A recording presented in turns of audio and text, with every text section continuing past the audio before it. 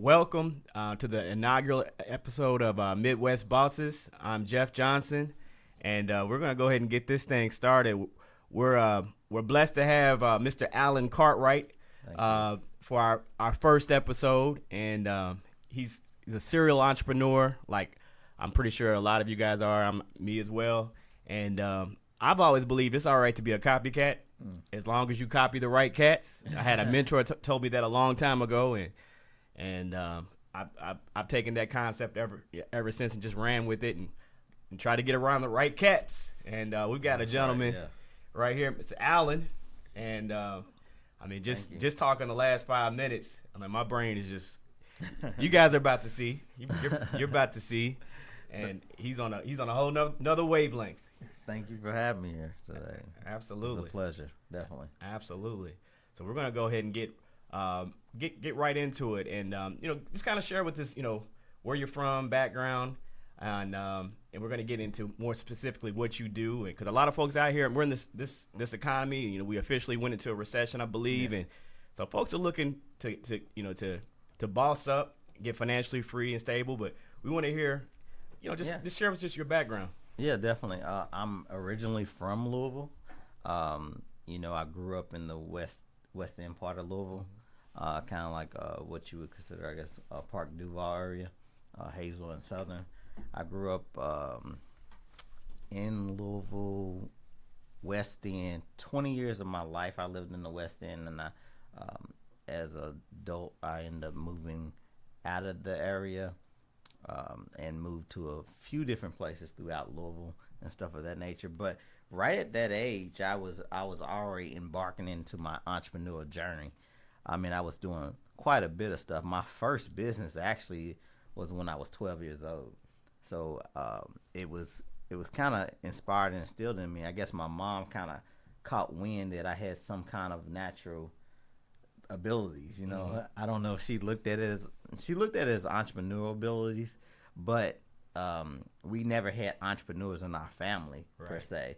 So, but she seen I had some kind of ability of creativity, as well as being able to, I guess, network as a young person. So, basically, my first business ended up being a wholesale bookmark business. So I would make these bookmarks, kind of with the help of her inspiration and my inspiration. Was making African kente cloth bookmarks. This is when really the Malcolm X, that cross colors, the cross color days and yeah. stuff of that nature. So I was doing these bookmarks, and I ended up selling them wholesale to different small bookstores. Even like at that time, like St. Stephen's church, they had a bookstore within their church, and they were one of my clients back years ago. And I'm actually 42 now, so this is when I was 12, so this is quite a while ago. And so that was my first business, and with that business, it was really cool to manufacture a product, sell that product and stuff, and selling it wholesale was kind of interesting too as a first business to say I'm selling them to someone else that then would turn around and sell them at a retail price. So that was a unique business. So you were positioning people to eat, to make some money, selling them wholesale. Yeah. So that was that. It wasn't just you making money, you were positioning people. Exactly. At 12. At 12, yeah. Because most 12-year-olds, they barely think, oh, I got to make some money. But they rarely think of, okay, let me make some money, but also position other people to win as well. Exactly. That's next level. That's black belt type stuff. Yeah, right? yeah. So that was my first business, and then later on, I had ended up doing some businesses while I was in high school, and though, like for instance, I ended up doing people heard of like the multi-level marketing companies and stuff. I had some family that was in like a multi-level marketing company. Which one? It was called ACN at the time. That's a good company. Yeah. So we would travel with them. I wasn't even of age to be in the company, but I was trying to do different stuff. But a lot of people badmouth those type of companies. But at the same time, you learn a lot from sales. It's like a business school, isn't it? Yeah. It's a straight business school. So I learned a lot participating in the multi-level marketing. And I had my family that was in Atlanta. They was actually doing very well, really, in that company. They was making like $20,000 a month and stuff like that. What year was this? This was like around 96, 97. Okay, so I was in the home-based business industry as well. Yeah. Actually still am. Some my first mentors came from that company. Yeah. Oh wow. They didn't make the millions they made with that company, but they learned a lot. everything Yeah. they needed to I guess when they went to another company later on down the line, they just applied everything they learned. Yeah, yeah. So that was a big learning thing for me as a 16, 17 years old. And you know, me personally, I always had the ambition to want to be wealthy because I grew up, you know, in a more of a poverty type area. Right. I mean, if people know the city of Louisville, if you know like Cotter Homes and Southwick, like Irvin's was my corner store. Yeah. So Irvin's is where we walk to get, you know, our corner snacks and our wings and stuff like that. So, you know, from where I grew up, I wanted to be, you know, a certain type of way. And then, you know, it was inspiration from the standpoint of people, you know, in our area, you know, driving nice cars on rims and stuff like that, you know. So it was ways to make a lot of money, but not really the ways that, you know, I took the path of, you know. So that path of the street path, that was an option for me. Right. That was something that I kind of contemplated on and stuff of that nature. But, you know, it just made more sense to me that, you know, I keep the stress level low and just do something more traditional, you know? So basically, you know, we, throughout high school and stuff, like I said, I was the multi-level marketing situation, but I actually spun off an idea from that. ACN used to have a eagle as their logo, right? And my mom was my big pusher and advocate. Okay. She happened, this pen that was being sold at the conferences was an eagle pen. She actually went to Walmart one day and seen the exact eagle pen that they were selling at the conferences for $5. It was like a guy selling them, right? Right. She sent them for 50 cents. She bought the whole rack, and she was like, "I bought all these eagle pens. You think you could sell it at the conferences? Because we would go to the conferences in different cities." So I was like, "Yeah, I could sell them." So she bought, and I remember it was like 37 of them, and she bought because it was the whole rack. We went to the conference, and like within me stepping out in the hallway, I had a whole plan how I would sell it at the conference in the hallway. I sold them all in 10 minutes. Wow. Right? So, but I had to be more discreet about it because the guy who sold it, I think he was authorized to sell it. Vendor. Yeah. So I had to sell it discreetly. So anyway, that spun to a lapel pen business that I ended up finding the company who sold to Walmart, and we started ordering direct. Gotcha. Then that company, we had make a custom pen for us. So we paid for like a custom mold and made a pen, because ACN used to say, if the phone's off the hook, you making money. So we made this pen that the receiver was off the hook and it had a little chain, so it was like a 2-class lapel pen. So you're taking their training and then monetizing it. Yeah. Well, just what was instilled in me in general, right? So their training wouldn't come into effect till a little later. ACN. This was just my natural ability to hustle. So when you heard them say it, was that you listening to their conference calls, sitting in the trainings with your mom? Is that what you were doing, or? No. Every time you go to the conference, you see all this stuff going on. So you, as a high schooler, was at the conference. You were going to the conferences. Yes. I'm willing to bet there weren't too many other high school kids at the conferences with their parents, right? Because I take my son with me to conferences and trainings, and so you really had the cheat code because of your mother. Yeah, she was willing to get in the right environment. She was trying to get me out of the wrong environment. Yeah. And she put you in the right environment, not going from the wrong to the right. Yeah, you were in an environment that 95% of the country is not willing to invest in themselves to get into. Yeah, in the way you're around people that trying to make money. I heard Les Brown speak. You got Zig Ziglar, Anthony Robinson, Tony Robinson. I heard all of those people as speak. a teenager. As a teenager, yeah. Like I hope people get that, right? Yeah. So all these people that you see, I heard them speak as a teenager. Wow. And so basically, so I spun. So, but I was just using my normal hustle with the lapel pen business and my support of my mom. So we did that. It got to a point where I was taking my like my homies from the hood where I grew up at, with me, and because we had so many pens. Selling the pens. Yeah, and I needed, a team. I needed you were team so at building. that point, yeah, I'm selling, and then it even got to a point where I would go by myself.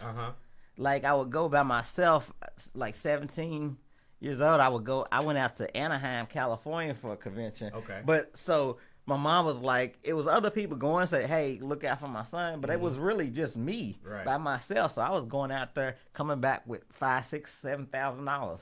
You know, as a teenager. Yeah. Wow. So at the conferences you're learning, but you're also earning. Yeah, well, yeah. At that point, it's just like, the conferences was just motivation and education. I was heavy in the lapel pen business for real. I mean, I was still trying to, push ACN, but me as a 17-year-old going up to people, even though I actually did pretty good, but I was under my mom's name because you got to be 18. Okay. To actually so you were actually building that business. Yeah. Under your mom. Yeah. On the slick, right? Yeah, and I was signing people up. I was signing people up. I ain't even gonna lie. Wow. So yeah. So anyway, that's fun. But by the time I get out of high school, and I'm telling this kind of foundational story because it just kind of is very important to like me, right? So, but coming out of after I was ready to come out of high school, and you got to understand. When I first started high school, I never thought about business. Right. I thought I was gonna be this pro athlete. You know, I used to play football, and matter of fact, when I went to Butler High School, and when I was like only one of two freshmen who played varsity as a freshman. So I was good. And then it was like, what position? I played cornerback, safety, running back. Okay. So basically, but what I ended up noticing when I became a sophomore, because I had planned in my head, like I'm going pro and stuff like that. And I'm more of a realistic thinker, even though saying you're going to pro, it's a scenario to where you just got to have a plan. So by the time my sophomore year, everybody was sprouting up and shooting up, and I wasn't getting no taller. So I was like, wait a minute, this is not looking good, So at that point in time, I basically started doing some research. Was like, hey, what's the shortest person in the NFL? All these different things. Because, people say, oh, you can do anything you put your mind to. That is true, right? But you got to also be somewhat realistic, right?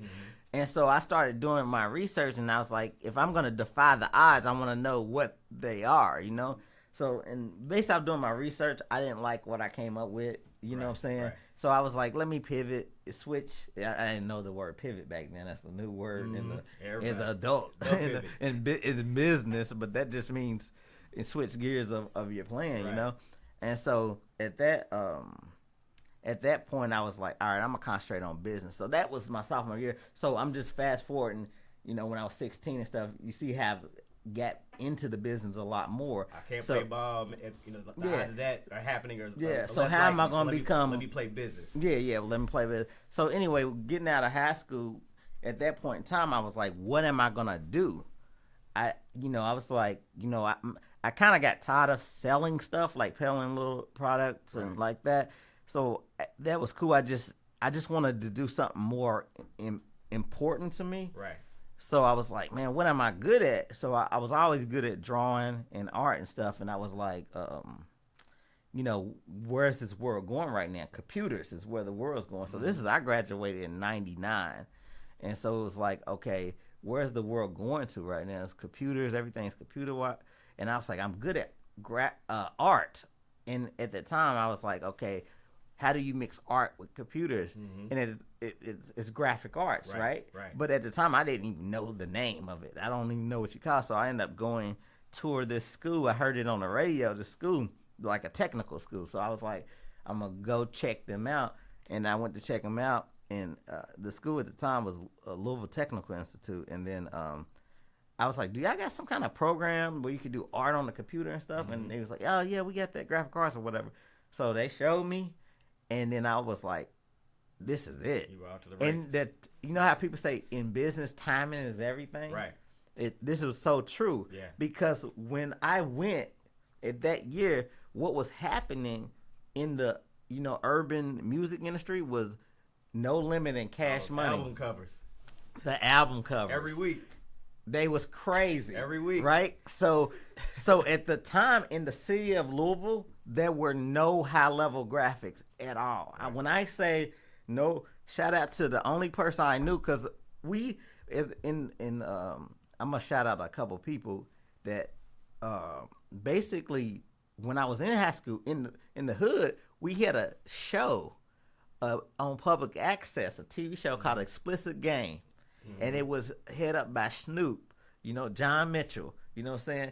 He was the mastermind behind that show, Explicit Game. And Explicit Game was it was, I don't know about Gus, but it was, it was cracking. Right. It featured like local rappers and stuff like that. Then we would have like, it was a problem. Trust me, it was on public access and you could do anything basically, except so it was wild, right? It was like skits. It was before. It was like he was innovative with his, because we wasn't privy to social media and the internet and all of that stuff. So he was a super innovator with the skits. We would do these skits like home invasion skits or funny skits. We would do all kinds of crazy stuff and feature local rappers. And then you have a segment where you have a girl on there. You know how Jet Magazine would have the beauty of the week. We just had the stripper of the week, on the show, right? Yeah. So it was pretty wild, but so with that said, I knew the music scene very heavily. So when I started doing, graphics at Louisville Tech, I was like, man, I gotta fast track this. So I started, when I said studying, teaching myself how to use the programs, I'm going overtime. I ain't have a computer. My girl at the time, she had a computer. She had got the gate. She went to U of L and she had got the gateway. Did the gateway computer, and we was working the mess out of that gateway computer. And so I used that computer, and then I had, like I said, I knew a lot of people, and basically when I kind of got wind of what I was doing, I had to move fast, but. The only person I knew in the city that did any kind of graphics was a guy by the name of, shout out to DJ Def. He's in Atlanta, but he do these covers, and it was very generic. No offense to my mans, but it was very generic because it's all you could do. It was really bad, but the long story short is it was a company in Texas that was doing all Master P and No Limit and Cash Money called Pen and Pixel. I just copied everything they was doing. I studied them, and I started doing myself. I even had my price list that said, Pen and Pixel's prices, because people would go from Louisville to Texas to get Pen and Pixel, like, people who had that bread. You know what I'm saying?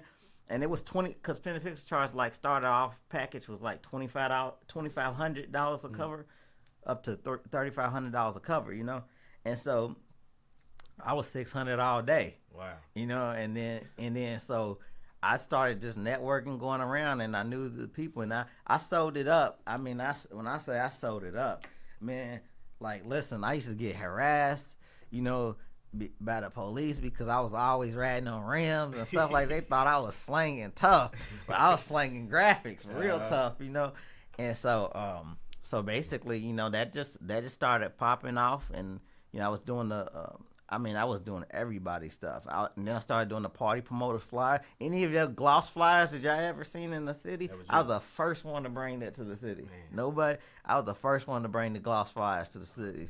Yeah, I used to work with a flyer printing company out of Miami, Club Flyers. Did that. So anyway, that was my start. That was the graphics, man. It kind of got me into everything. And then that trickled down to. The churches got wind of me. Oh, you can do these nice graphics. Do this for the churches. Then the businesses got wind of me and stuff like that. But I had to learn a lot, man. Me being from where I was from, I wasn't professional at all. You know what I'm saying? I started wearing glasses to look more professional.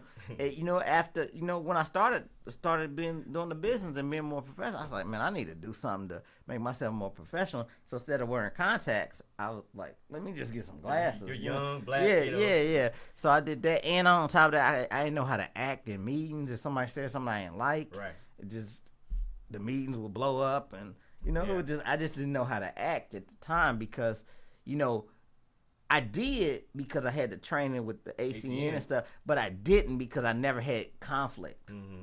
You see what I'm saying? Yeah. I never had somebody say something to me that I didn't like or something like that. So I had to get over the fact that not being so, hood. Right. You know what I'm saying? So basically, that just grew and spun into me just getting into the graphic world, doing logos, branding, websites, and stuff of that nature. And that was kind of my start. That was my background. Did you have any mentors that came along in that industry to kind of guide you, or was it just you kind of figuring everything out, going through the situations? Yeah, no. Planning something out, doing it, and then reviewing it? No mentors, no nothing, help. You plan to do a review.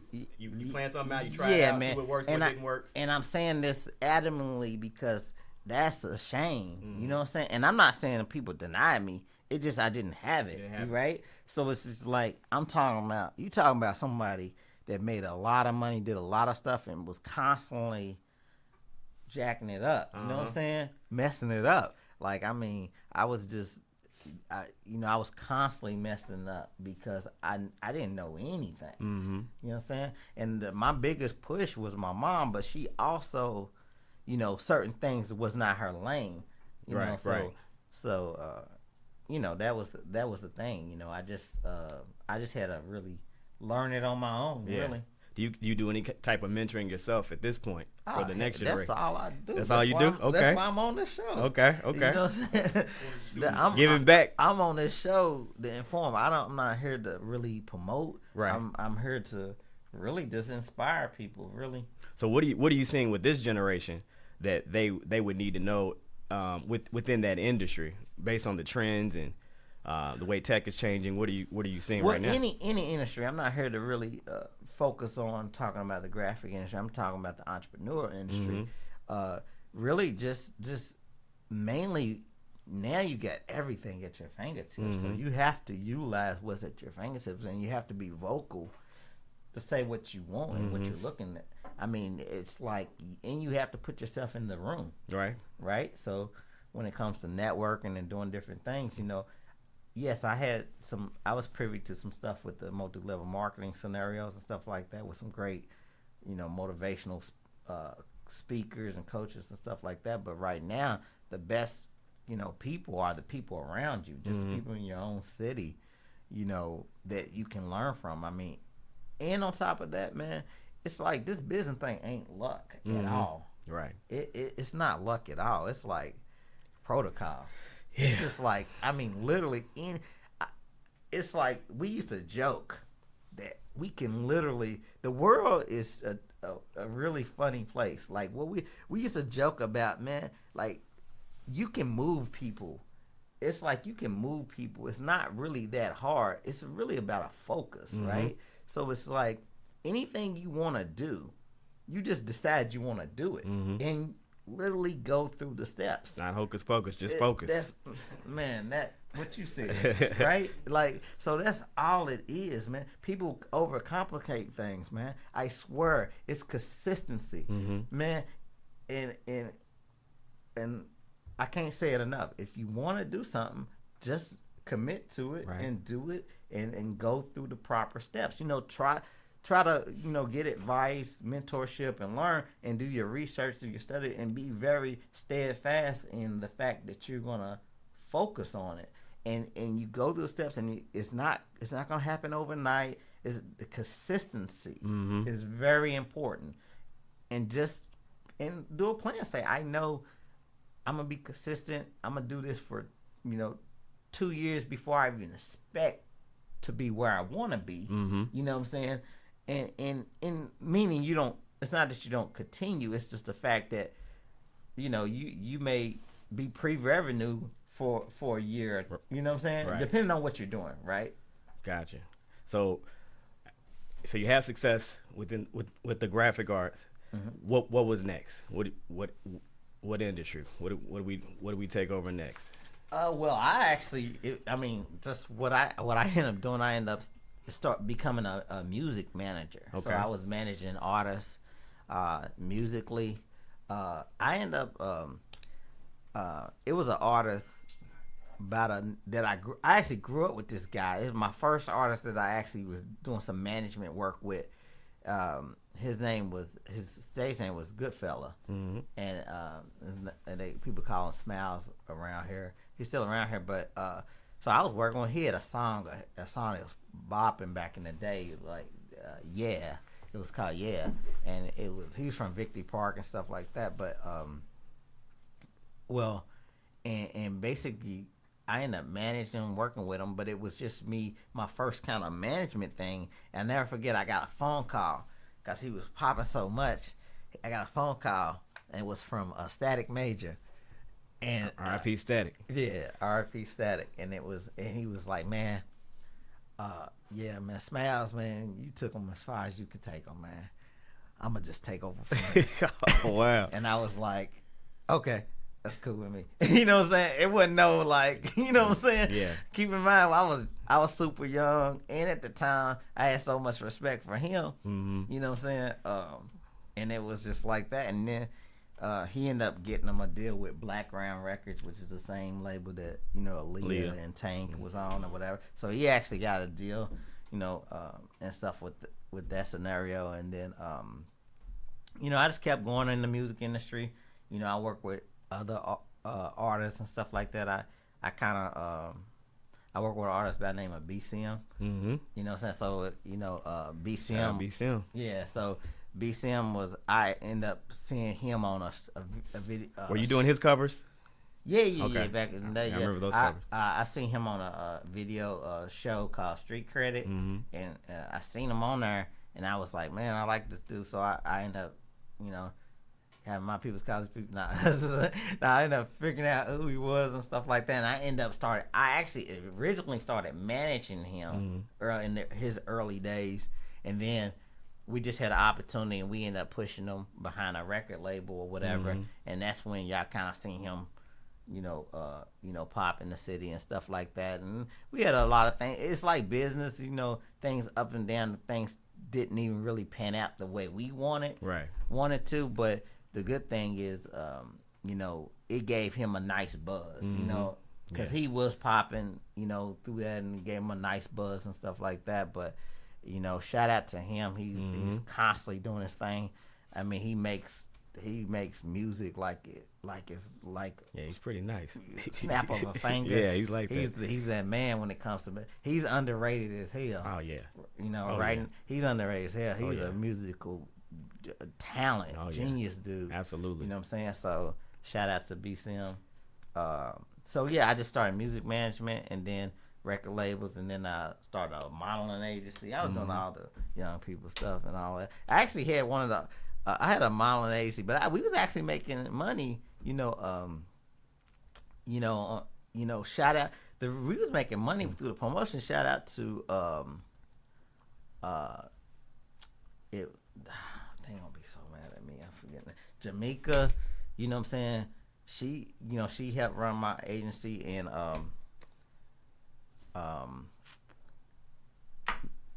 the other young lady, she's gonna be so mad at me. But Jamaica, they did their thing. They really was the brains behind my modeling agency, making money, little models. You know what I'm saying? So we made good. Had some money made, because most people started modeling agencies, didn't make no money. Right. It's just taking some pictures. Like, we actually made some money, and stuff like that. So they were the brains behind that. I can't take the credit for it.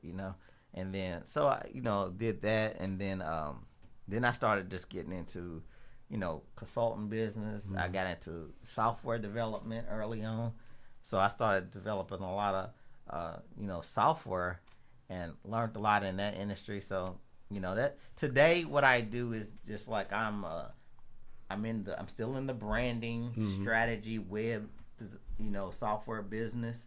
So I do that very heavily. That's my main thing. as well as I'm an entrepreneur in other businesses. You know, I deal in the restaurant industry. I deal in the tech industry and stuff of that nature. So what goes into coding, the software development, the web development? If someone's really not familiar with that industry, they hear those terms and they kind of get, maybe overwhelmed, intimidated because they don't really know too much about it. What would you share with them on a high level? If they have kids they're hearing, hey, your kids should learn coding. They should learn these. Well, what would you share? I guess kids should learn the fundamentals of coding just because the world is so tech. But take it with a grain of salt. Like, your kids should not be learning coding if that's not their thing, right? Right. Fundamentals of coding is just like fundamentals of math. Like, it's like a subject, right? So, yeah, fundamentals of coding, don't put them in a coding class, but that's it. Let that be. If they naturally say, man, I'm feeling this, then roll with it. The kids shouldn't learn coding, right? If it's not what they want to do, unless it's their thing. But if they have like an interest, like they're constantly figuring interest, stuff. They tripping if they don't. Yeah, you see what I'm saying? Like, if they have an interest, they need to. I mean, because that game is everything. It's everything we do now. I mean, it's everything we do now. So it's very important, and it's a lot to the whole tech coding. It's a lot to it. So it's a lot around it. So you may not like coding, but you may like something around it. Right. Like you might like problem solving and dealing with which coding is problem solving, but you may be a server administrator or something like that. That's not a coder. That's someone that knows how to set things up. Okay. Like setting up a server to handle the code. So that's, and I don't want to get too technical, but I mean, it's a few things around the coding industry that a coder doesn't even typically know how to set up a server properly. Gotcha. Or whatever the case may be. I'm more of a CTO. I'm more familiar with all the aspects of how software works. So I run teams. So I have a software development team. So you're still building teams. Yeah. So I more so can tell a coder that can code circles around me that, oh, you're not doing this right. Right. Because I know the whole hierarchy, the structure, the architecture of everything. So you can speak intelligently about it. Yeah. Without, even if he can code better than me. Even if that's not your focus. Yeah, exactly. So it's a lot to it in that realm. So so basically, yeah, just what I would tell somebody, if you got a true interest, it's like definitely go for it. I mean, it's so many coding is in our apps, it's in our web interfaces, our corporate enterprise software, it's in our games, for gaming and stuff like that. So you may not be a game designer, you may be a coder of the game, so it's different factors of it, and and you could, and it's the beautiful thing about code, you can really teach yourself, right? You can be 14 right now in your house, and you could literally focus on saying, I'm gonna be a coder, and you can pick your language that you want to start with, and you could just teach yourself and build stuff on the fly. You don't need anything. You don't need any schooling, any education. You could literally just teach yourself. Would you recommend entrepreneurs take like a basic level or class or course on coding, just to be in a position like yourself where you can, at least when you have someone who focuses on that, and that's their gift, that's what they want to do, so they can talk intelligently about it? If you are in the business of tech, then probably so. But if you're not in the business of tech, it would be a waste of time, really, because it's like, you taking a coding course, you just, as an entrepreneur, you're a boss. So it's like you would need to take more of a higher level type, like taking a coding class is like, I'll be honest, I learned some coding early on, but I don't even like me personally, I'm constantly educating myself, but it's like the higher level of things, like the fully workings of it, not like, because it came a point in my life where I was trying to figure out, like, do I brush up on my skills?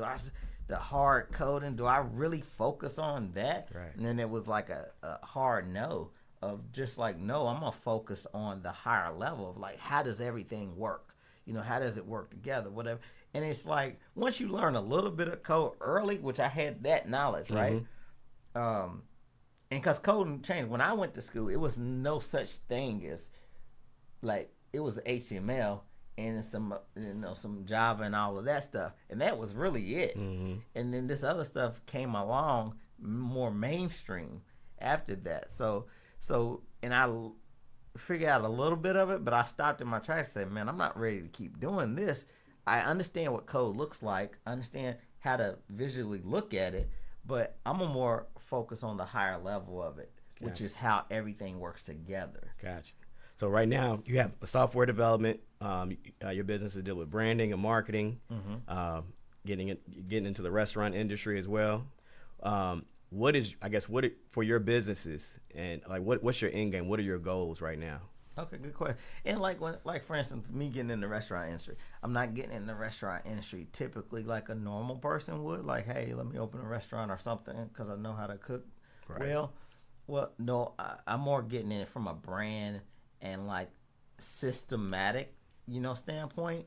And like my guy said Chick-fil-A earlier, it's like that's more of a systematic scenario, right? So I'm more from that level of trying to get into the restaurant industry when it comes to building a brand and a system, like a franchise. Okay, exactly. Yeah. And then so that so that's the restaurant, and I'm into tech, right? So when I say I'm software, I build like high level products, right? So like if somebody came to me and had the idea for Instagram before Instagram, I could build that for you. Or if you came to me to say you have the idea for Uber before Uber, I could build that. So it's a little bit more higher level.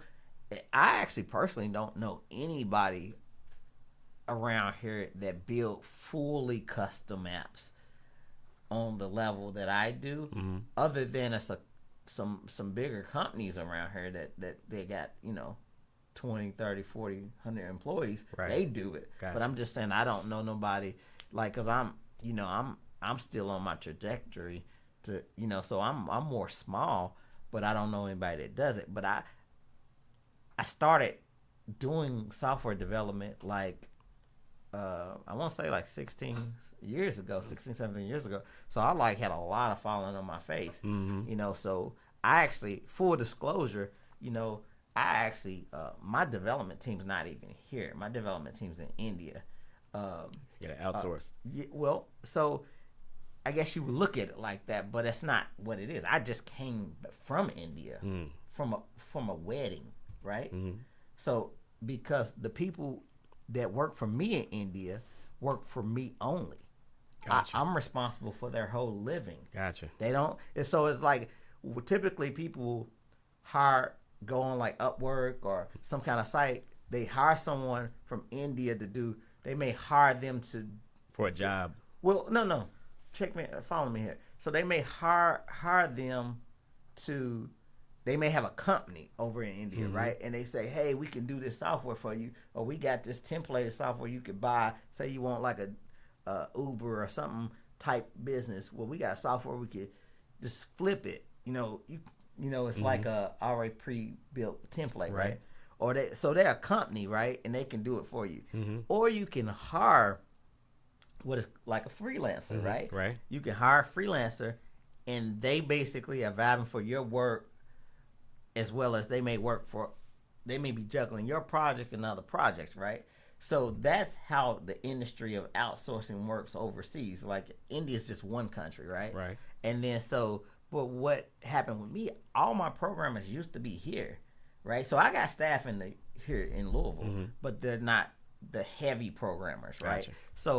So all my heavy programmer staff used to be here, but every single time I had a programmer, the hunters, I call them like headhunters, they're recruiting firms. And so they basically, I have someone working for me, programmer, and then they get offered triple the salary, Right. and then they leave. Right. Get another one, they working for me, the triple salary, Yeah. leave. So therefore, I end up being forced to go overseas Right. because I couldn't keep the staff because I couldn't pay as much as the big boys, Right. So so my staff, I actually have a office over there and everything physical, right? Like, so the people, they work directly for me. It's not an outsourcing where, to where what you would typically know. It's almost like, Apple has or Google has office here and overseas, right? So they're not outsourcing. They have a business over there, and the same with me. So I have that situation to where, so why would I go to India? Because I have a relationship over a decade with my team over there. Right. And one of my guys, my main guy, my head, because I got a main guy over that manages there, right? So he manages team, and I chime in and they talk to me. So I went over for his wedding. My team was at the airport to meet me, my whole team, just because they don't get to see me in person. So I'm just saying, I literally just came from India. I went Derby weekend. So just to say that point is like, I'm not outsourcing from that standpoint. Like, I have employees. Gotcha. It's your team. My team. Yeah. Boss. Bossing up. Yeah. Okay. So that's but the programming thing is very important. I mean, is very important to the ecosystem of like what's going on in the world right now. So if you are if a person's into that, man, they in the right spot. So I am working on a couple tech concepts and stuff like that I'm trying to come out in the market. And when we bring them out in the market, we're gonna go pretty aggressive and treat it like a traditional, tech startup. And then my other goal from there is I want to get into the VC world, like as a venture capitalist, and basically help fund startups and ideas and stuff like that myself.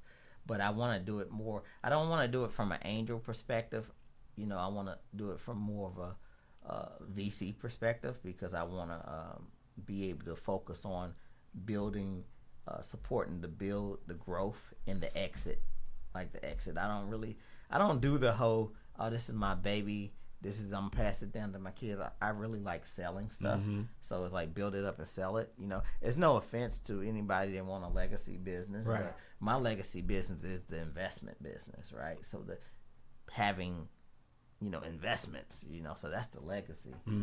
Your portfolio. Yeah. Gotcha. And I'm saying investments for not just my, like stocks and stuff like that, but investment of a portfolio when it comes to, building and selling business. Gotcha. Yeah. So. Gotcha. One of the asset classes. Okay. So what would you say if you had to go back and change some things within your entrepreneurial journey? What would you have done differently?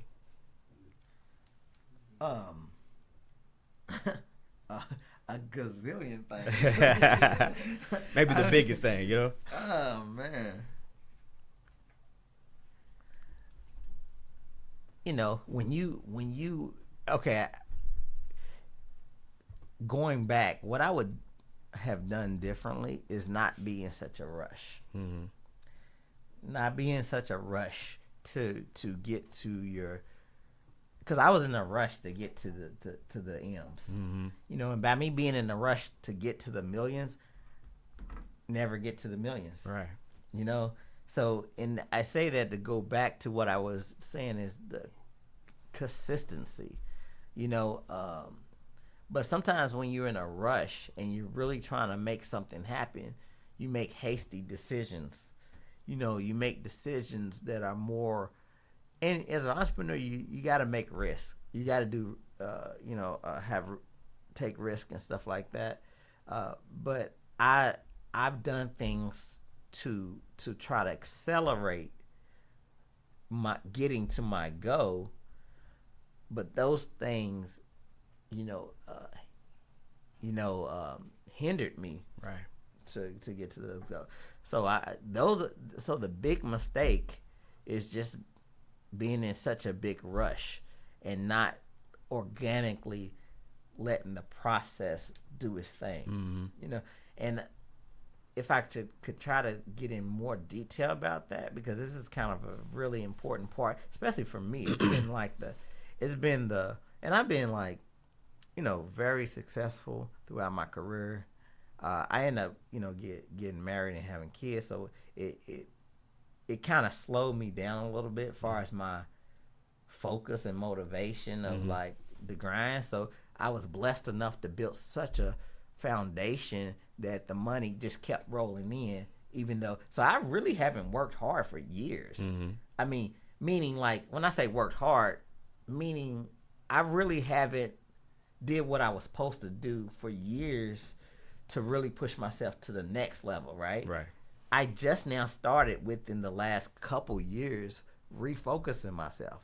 So a lot of people giving it some more gas. Yeah, now. so a lot of people that know me from this city thought I left town because I just really just started having kids and family, right? So as a young and some good advice to young entrepreneurs, where you don't have kids or you don't have the responsibilities, man, that's the time to like build your foundation and get it grinding. Right. So that's another thing. I didn't have my foundation built like I wanted to before that time, and that's okay, But it's mainly just me trying to go too fast to get to my goal, and taking deals, just because true story. I got offered $150,000 for something, and I shouldn't have never took it. Yeah. Right. But I actually needed about $250,000, but they offered me $150,000, and it would actually hurt me.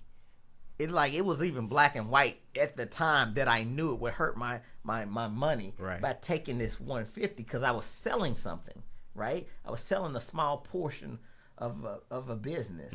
But that business had income, right? So I was selling it. It was small, but it still had income.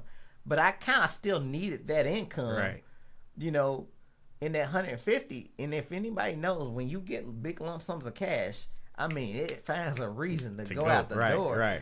So that slowed me down. Any deals, like I've done a couple deals like that, to where it's just like, I like selling things, but it's like at the right time. Right. Sometimes it's too early to sell stuff. It's got way more value. But like what I sold for $150,000, it was probably worth at the time it was probably worth about $300,000. But it was no buyers for it. But at the same time, so it's like, if there's no buyers, you're like, why not take this $150,000? Because I can flip it. I can do this. But what I was trying to flip it with didn't really make sense, because delays happened, things didn't go, to plan, stuff like that. So it's just like, man, constantly used to make the mistake of just trying to go too fast and just doing deals to try to, because I always grew up broke, man, trying to get to them M's. So it's like, so you're trying to move the process, man, trying to move it along. But now I don't rush for nobody. What are your thoughts on Web3 and fintech right now?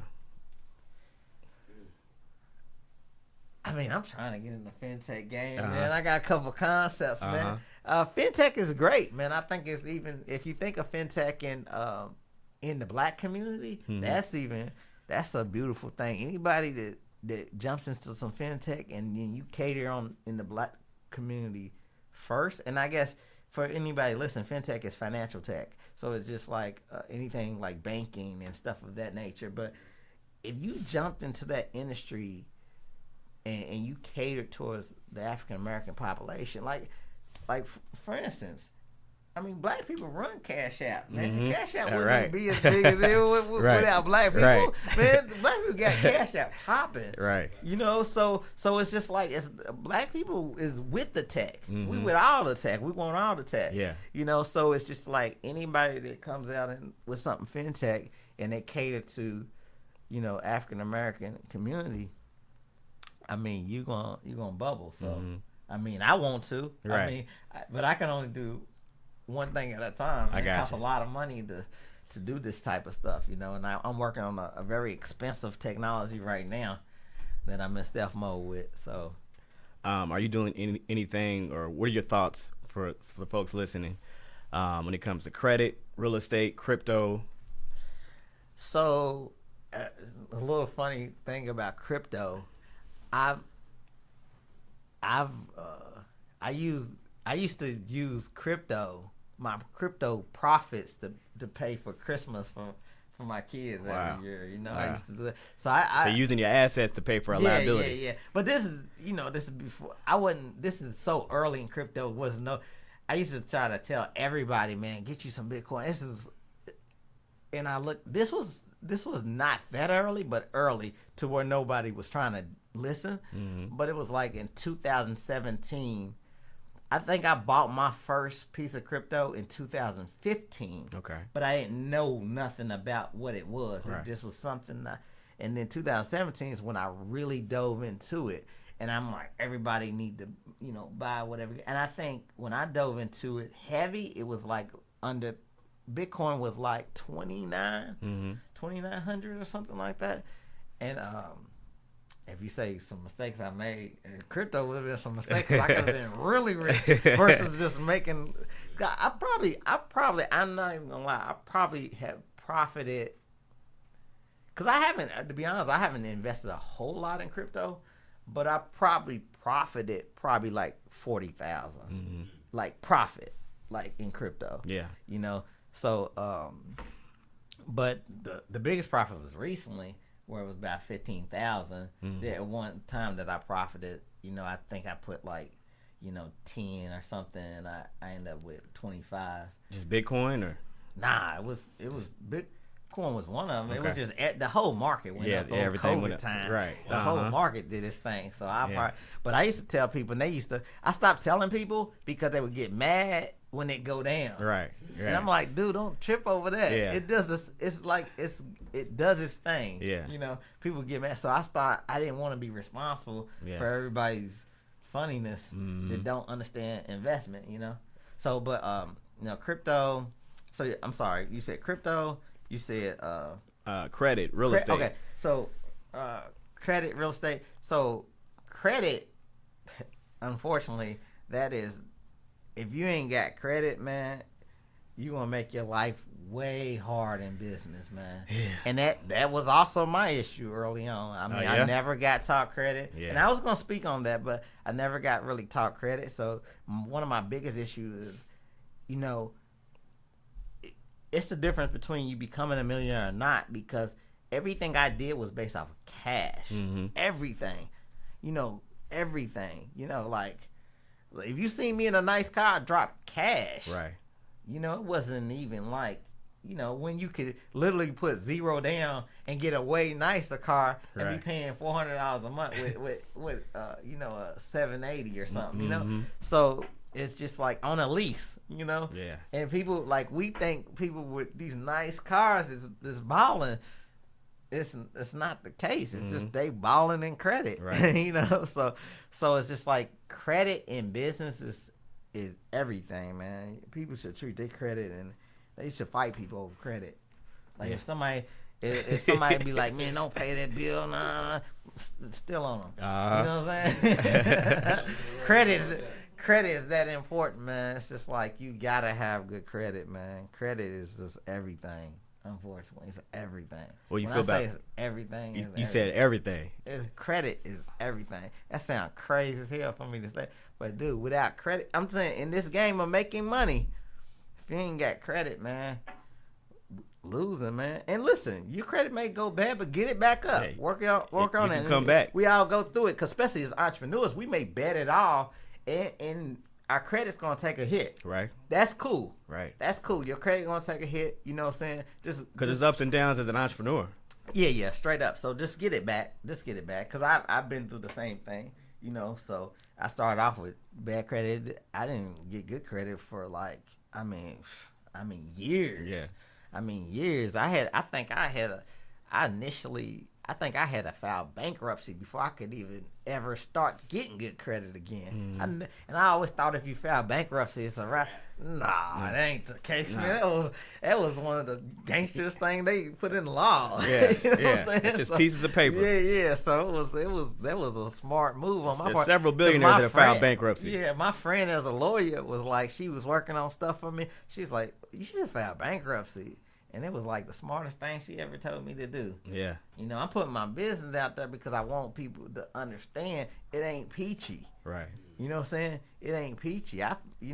So it's just like, that's the whole thing. But that's a move. Everybody, the rich people be filing bankruptcy constantly. Not, you can only do it every 7 years or whatever. But, you know, on purpose. You know what I'm saying? It was just I didn't have to file bankruptcy. It just made more sense. You know what I'm saying? I could have kept going and doing and just pay stuff. It was just strategic. It was a strategic move. Yeah. And it made total sense, you know? So. What about real estate? So, I mean, real estate, as you could see, if you would have already had some real estate before this bubble of housing and stuff, you could have flipped and I would have sold a couple pieces of property. Right. You could have flipped. I mean, real estate is the oldest trick in the book for getting wealthy. You know, so owning assets and land. I mean, that's just right now. I'm gonna tell you what's happening right now. It's these hedge funds that's going around buying up everything. They want to own all the real estate. Right. So if you got an opportunity to own real estate, especially in houses right now, these hedge funds are buying up everything to where it's not going to be a lot to own like it used to be. So, and they're buying it for a reason because that's wealth, you know. That's why, you know, that's how the other persuasion, you know what I'm saying, has got so wealthy, you know, over the years, the wealth gap, you know. It's the real estate. So, the only thing I can say about real estate is like, it ain't changed. It's the path. So just to wrap it up, what if someone's watching and maybe they're starting an entrepreneurial journey, maybe they already have, and they kind of struggled, had some ups and downs, not quite where they want to be, but they see the success that you've had with multiple companies, multiple industries. Maybe they have a lot of different gifts and talents in different fields, and they're wondering how to bring it all together. What would you leave them with today? Focus on one thing. Okay. Focus on one thing at a time. Just if you're anything like me, don't do it. Focus on. Don't let your brain and your creativity and your high level get you all over the place. Right. You know, focus on one business at a time, and focusing on that one business at a time, you have the opportunity to basically, you know, get somewhere. And don't get me wrong, you see people with multiple businesses. It's not an issue when you have a team. I actually have a team of people that I can say, hey, can you handle this for me? Hey, can you handle this for me? And so it makes it a little easier to have multiple businesses. So you're saying, because, you know, we hear, have multiple streams of income, have a backup plan in case your job, you know, fires, you know, but you're saying have a team in place to help you with that. And put your focus on one thing? Is that what you're saying? Well, no, I'm just saying, if you're trying to get into this game or you're an entrepreneur this early, you don't have anything. Right. So what you need, when they say have multiple streams of income, yes, but you got to start with one, right? You can't lay out 7 of them and say, okay, let's do the 7. You start with one, make money. Get that solid. Literally get it solid. Yep. Making money. And another thing, if you're working a job right now, man, work that job and build your business on the side. Use your job to finance your business. Yes, and supplement. And don't, it's okay to say I'm gonna leave my job to go all in. That's okay, right? But you gotta make sure it's the right time. And you gotta make sure you got a nest egg, the serious business. You know what I'm saying? Not just do it, man, because you're going to fall on your face. Right. 100%. You're going to fall on your face if you do it too early, and you want to make sure you fully, talk to your mentors, your advisors, your everything, and you got your business rocking and rolling. You know the foundation is good, and you know the numbers. There's no guessing, and you're going to go in, quit your job, and go for it. you got it in place, so that's the key. Absolutely. Well, Allen, we're going to go ahead and wrap it up, but I appreciate you No for problem. taking some time to share with folks your decades of experience in entrepreneurial journey to help people cut the learning curve Yeah. that they have. If folks wanted to reach out to you to connect or maybe take advantage of your services or your product, your offerings, how would you recommend them to do that? Well, if you want to reach out to me, I'm not a big promoter right now, but you can email me at Allen, ALLEN @sprout.agency. Okay, and we'll probably have a link and have that set up. No problem. When they view it. So one more time. Allen @sprout.agency. So no .com, .agency. Okay. Yeah. All right. Just email me there. Good stuff, brother. All right, appreciate man. you. Appreciate Congrats you on all guys. your success. No problem. Thank you.